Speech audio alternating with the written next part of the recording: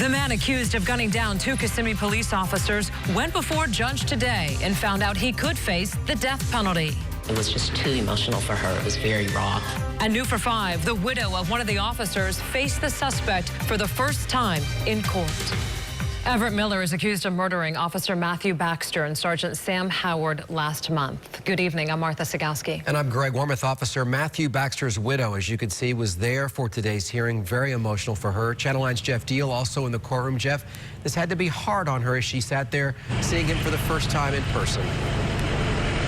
Definitely. We saw her wiping away tears with her sister sitting next to her, offering support there. And I remember during the funeral, she stood up and asked for prayers from the community for her and their 4 young daughters. I remember thinking how strong she was then, and I thought the same thing today. I can't imagine how hard this was just being there in court.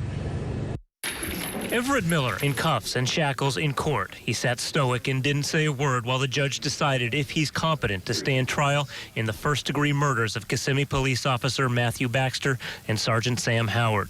Dr. Janner ruled out a diagnosis of delirium, dementia, intellectual disability, psychosis. It was the first time Officer Matthew Baxter's widow, Sadia, had seen Miller since her husband died last month. Sadia, a former Kissimmee police officer herself, now an FDLE special agent.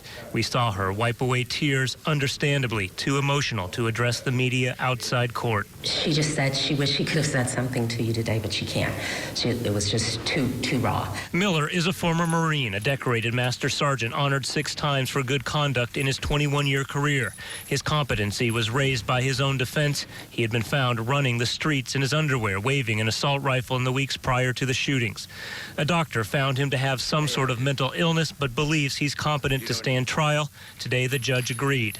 This comes just 1 day after prosecutors filed notice. They plan to seek the death penalty and let the officers' families know. She wants the community to know that she senses their prayers and is asking that they continue to pray for her and her little girls who are without their father. So right now, this case is still on track for a death penalty trial. That trial is now set for early January of next year. Reporting live outside the Osceola County Courthouse, Jeff Deal, Channel 9 Eyewitness News.